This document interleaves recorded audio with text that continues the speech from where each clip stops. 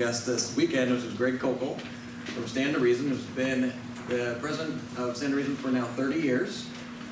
So they've been going on for a long time, and I think this is really fruitful, and love the fact that we get the chance to have him here this weekend. Let's see. I don't know how to say much more. We're going to have him jump in, come on up, and we're going to talk about bad arguments for religion, or against religion, which you already heard some bad arguments, but he's going to talk about those.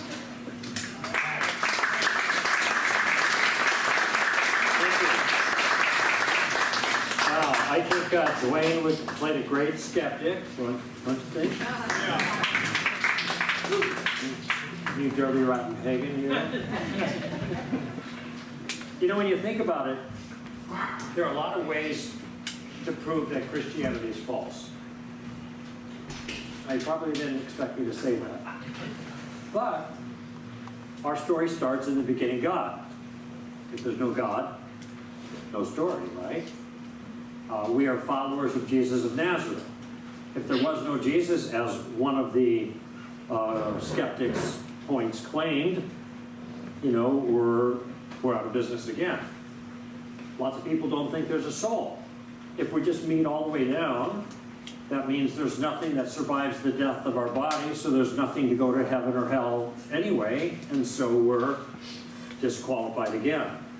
Paul said if Jesus didn't rise from the dead bodily, if we are believing in a resurrection contrary to fact, that we are of most people to be pitied.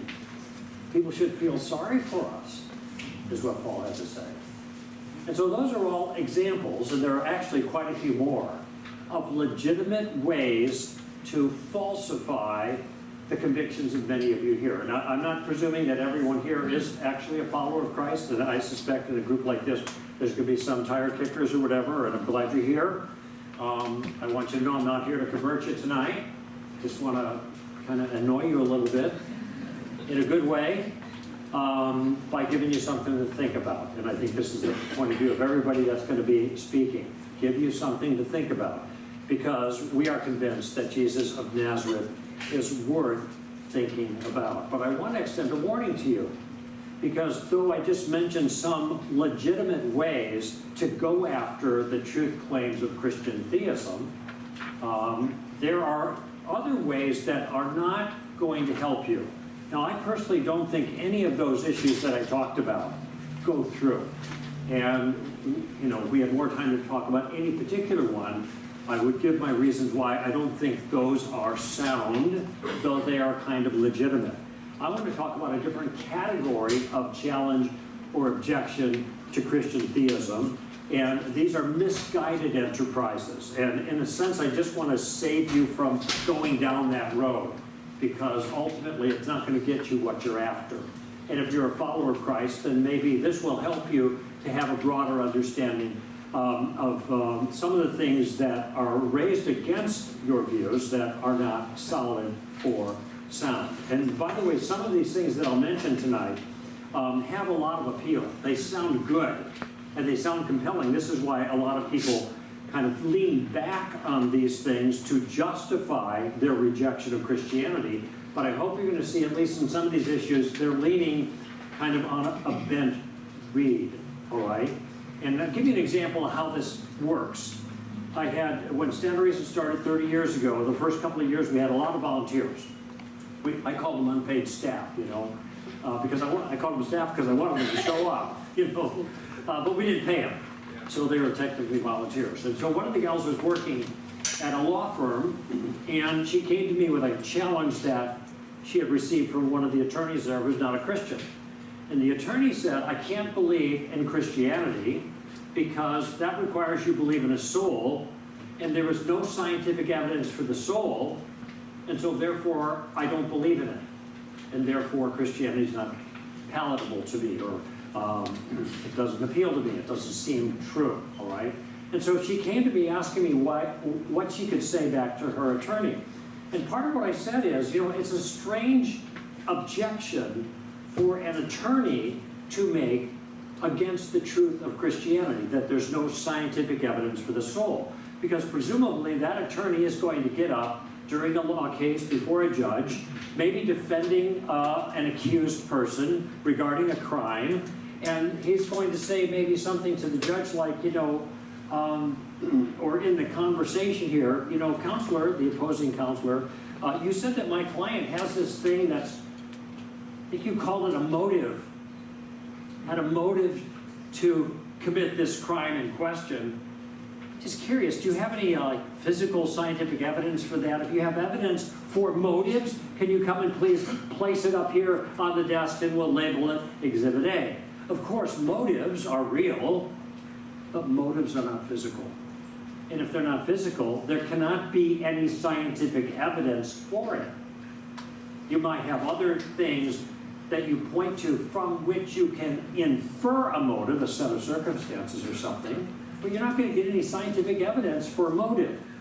By the way, there's no scientific evidence regarding guilt or innocence, because guilt and innocence are immaterial notions.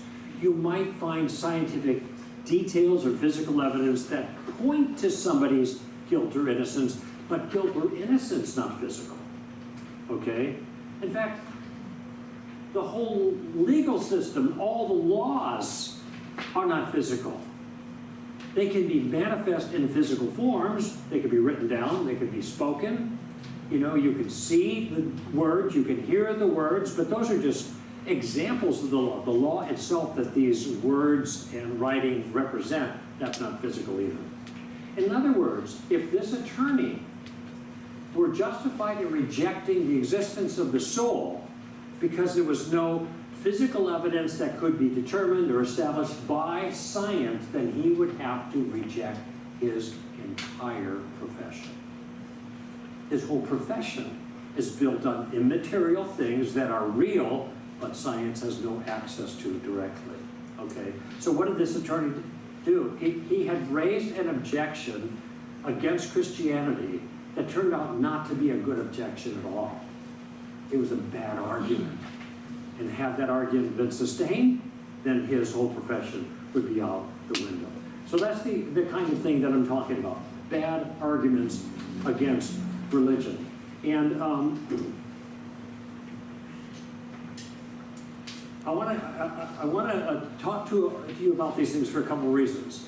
So this is just preliminary material. I'm going to give you a few more of those, but the reason I'm giving this, if you're a follower of Christ, what I hope to do is I want you to understand, or even not a follower of Christ, why certain objections are going to fail, just like the one I just offered.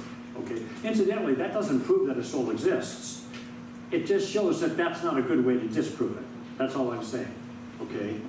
And if I give you some of these responses to some of these challenges, it will help your understanding. But there's something else I hope to have happen at the same time.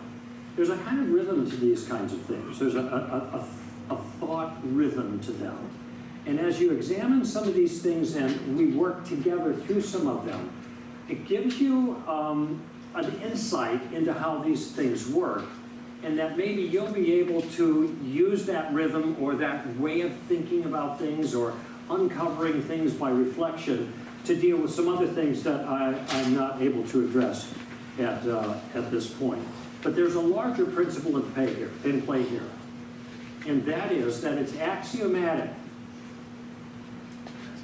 that some of the most intelligent people make some of the most foolish mistakes in thinking when it comes to spiritual things. Let me just say that again because it's really important. It's very easy to be shaken a little bit by the PhD or the guy on TV or the great historian or whatever, that's skeptics that are raising the kinds of objections that Dwayne raised earlier as he role-played the skeptic. And we think, man, we don't know as much as he knows. They're really lettered, they're really bright. And by the way, most of them are really bright. But that doesn't mean they can't make fundamental mistakes in thinking when it comes to spiritual things. I'll give you another example, Daniel Dennett. Now, some of you may not know who Daniel Dennett is, but back 15 years ago at the launch of the so-called New Atheists, he was one of the four. Okay, Daniel Dennett. And brilliant guy, he wrote a book called Breaking the Spell. And he's on record as saying when it comes to consciousness, Now, consciousness is just our awareness of things, our awareness of ourselves, the world around us. It's our interior life, our consciousness, our sentience, if you will. When it comes to sentience or consciousness, Daniel Dennett has a problem because he's an atheistic materialist. In other words, the only thing that exists for him are the things that you can access with your five senses. And he wants to reduce everything to something physical. The problem with consciousness is you can't reduce it to something physical. And boy, these guys have tried, and they failed. Awareness is not physical. And that should be obvious just by reflecting on the nature of awareness. So what is Daniel Dennett, the brilliant PhD, left with? Here's what he says. Consciousness is an illusion. Consciousness is an illusion. And I remember one of my staffers coming to me a number of years ago, kind of befuddled by the challenge.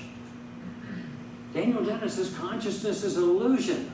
How do we answer that? And I asked a very simple question. Now you think about this. What is an illusion? What is an illusion?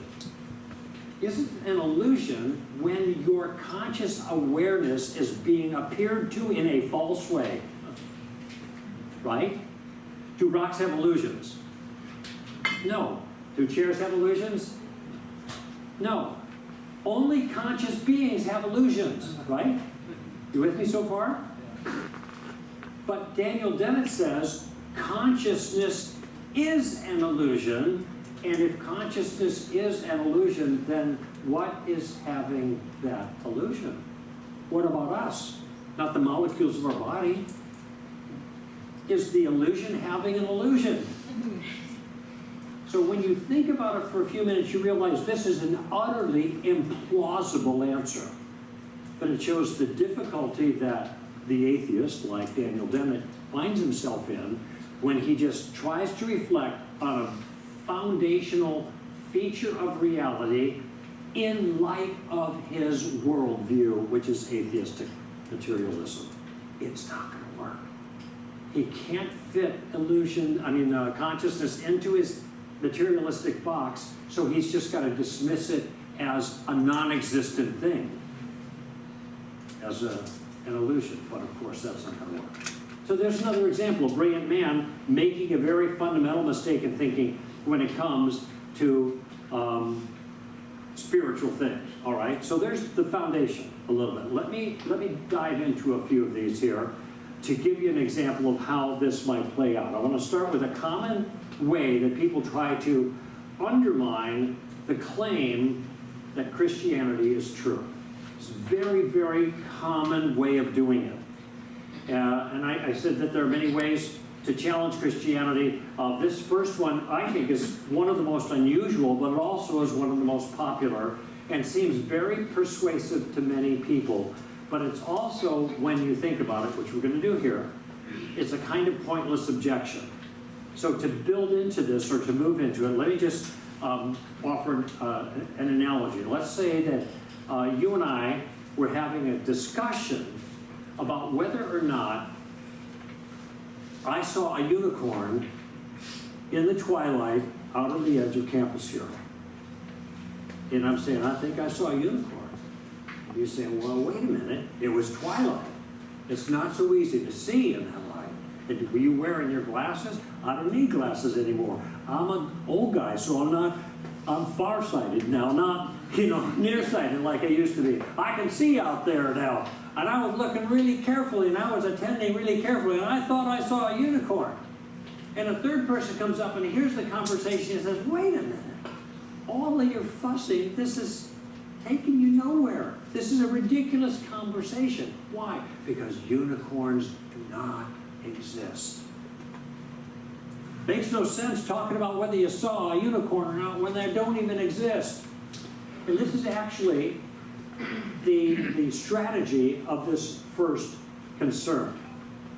And that is the first misguided challenge to the truth of Christianity is to say there is no truth. There is none of that truth stuff. So it doesn't even make any sense to say that you got the truth when truth doesn't exist.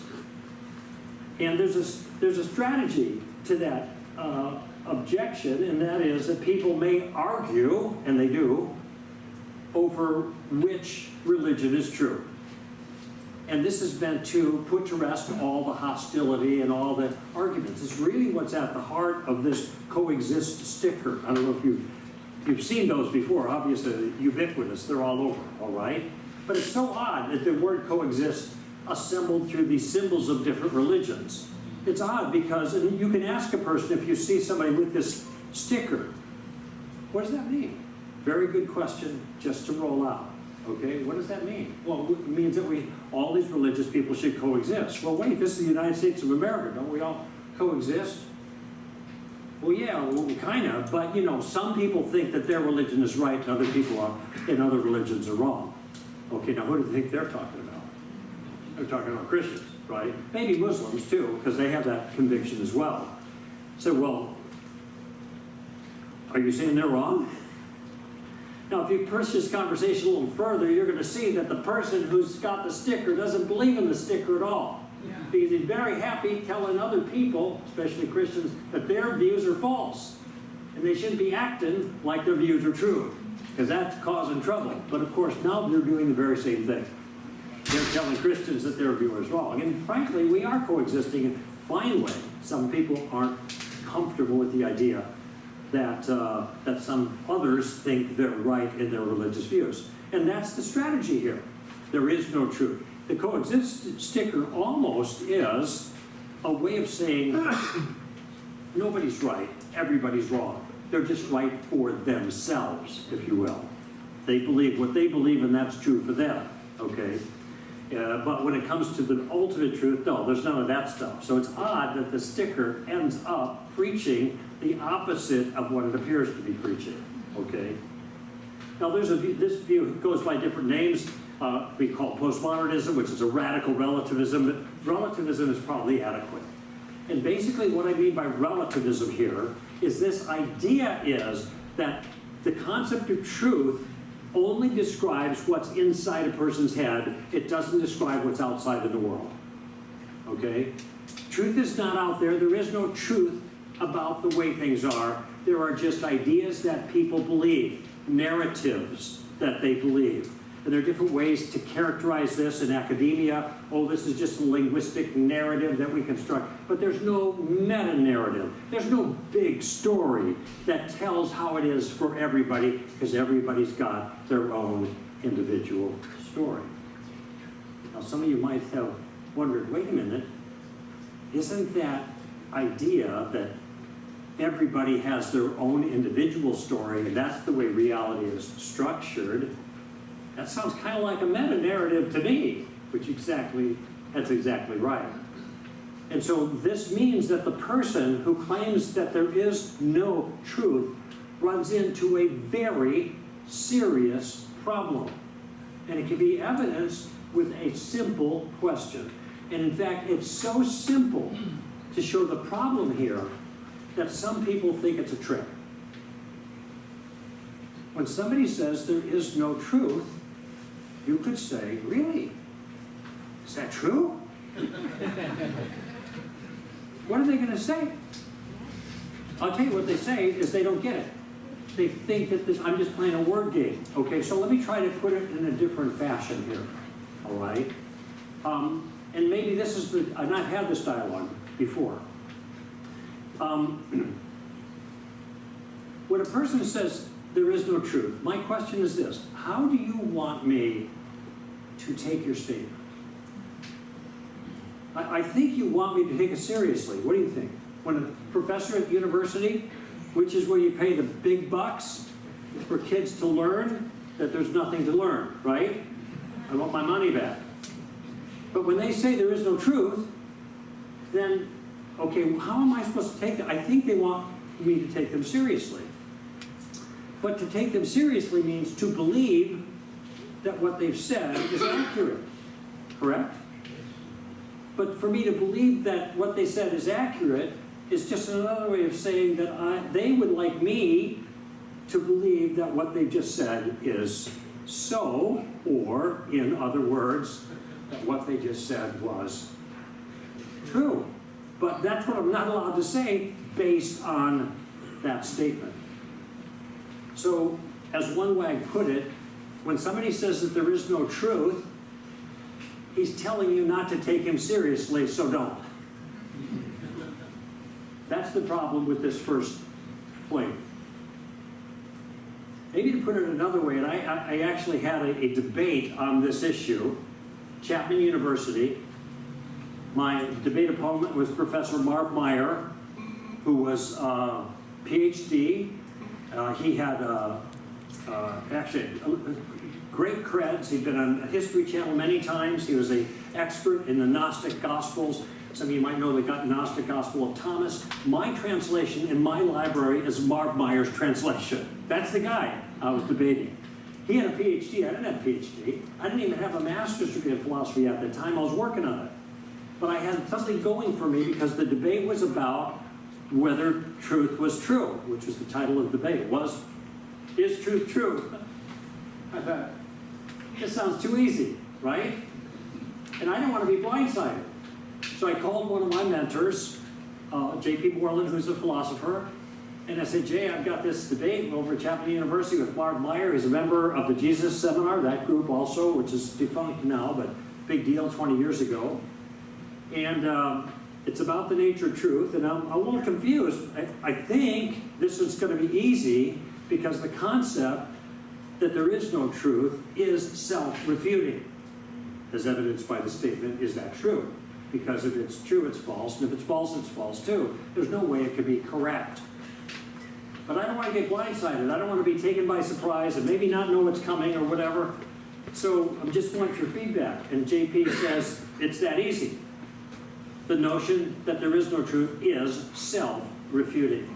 And so that was my strategy the entire time of the debate, was to make this particular case, that debates are certain kinds of things. You have two people that come forward, and they make their case that the other person's point of view is false, and their point of view is true. That's what debates are. And so for Marv Meyer even to show up at the debate, he's conceding my point of view. Okay, I'm just going to do this very quickly, and if you get it, great. If you don't get it, read one of my books, because I spell it out in more detail there. Let me lead in with this. What is probably the most ubiquitous, that means everywhere, objection forever that people have raised, even from ancient times, against the existence of God? What would you think? There's much evil around. Say it again? Why is there so much evil? Evil. The problem of evil, okay? And the reason people raise the problem of evil is because it doesn't matter where you live or when you live, everyone knows something is wrong with the world. And so the objection then is, well, how can there be a good, powerful God and still be evil in the world? If he's good, he'd want to get rid of it all. If he's powerful, he'd be able to get rid of it all. But it's still here, so God probably doesn't exist. That's the way it works, basically. But I want you to notice something that is necessary for the objection even to be raised. For the objection even to be raised. And I'm just going to do a kind of classless thing and promote a book I just wrote, just got published, Street Smart, using questions to answer Christianity's toughest challenges. There's a chapter in there titled Evil Atheism's Fatal Flaw. Evil is atheism's fatal flaw. It is not our fatal flaw. And let me try to explain, and this is going to be called the moral argument for the existence of God, but I'm trying to give it to you in a kind of snappy, easy to follow way, although sometimes this is hard to grasp, and I admit that. So if you don't get it, no problem, I get it. The problem of evil, it can be expressed this way. Things are not the way they're supposed to be. Okay? They're not the way they're supposed to be. That ain't right. People shouldn't do that. Why does God allow so much evil in the world? Okay, notice the objection. They are objecting about evil in the world. They are not objecting about things they just don't like. Look, I don't like Brussels sprouts. Sorry, I do not understand the wave of, like, every restaurant has 4 different dishes of Brussels sprouts nowadays. What is the deal with that? People are really twisted, okay? But it would make sense for me to say, I can't believe in a God because of Brussels sprouts. Because some people actually like them, right? That's silly. The only objection that matters is an objection about something that's really wrong with the world. So there has to be something in the world that's wrong. There has to be people doing things they should not be doing, even if they think they should be doing it. Even if they like doing it, it's still wrong. That's the complaint. And it's a complaint we all make. But you cannot make this complaint unless there is a way the world is supposed to be. Unless there is a standard over everybody that we are beholden to. Another way of putting it, unless morality is objective and transcendent.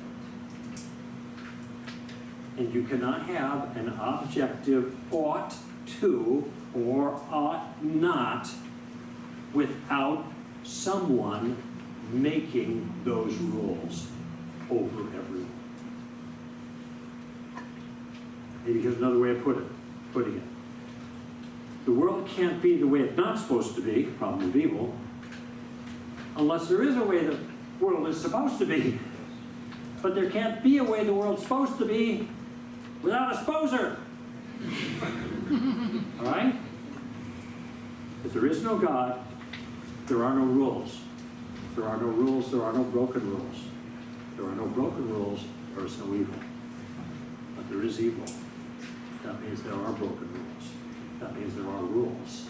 That means there is evil. And that's the simplest way I know to express the moral argument for the existence of God. Atheists have no answer to the problem of evil. Because if there were no God like they think, then I have a question of them.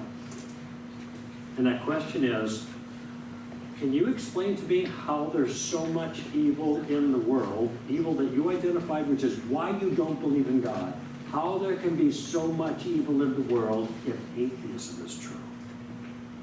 If all it is molecules moving in the universe, that's all you're left with. The answer is there is no answer. And the answer that I've gotten from other atheists, well, morality is just an illusion. I said, wait a minute.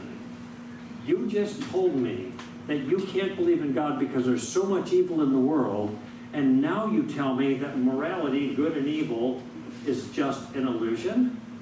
Help me make sense of that. Right? That's Richard Dawkins' view when it's convenient to him. This world is one that says no evil, no good, nothing but blind, pitiless indifference. That's a citation from Richard Dawkins. That's what you get with atheism. But the problem of evil is the most obvious thing to everybody else. All common sense folk in the world, something is wrong with the world. That fits in our worldview. Other questions need to be answered, but it fits. Okay, somebody kills this off. Doesn't fit the atheist. Why is it that so many smart people aren't Christians? It's the same reason that so many dumb people aren't Christians. Nothing to do with smarts. It has to do with whether people are willing to bend the knee or not. It's not intellectual.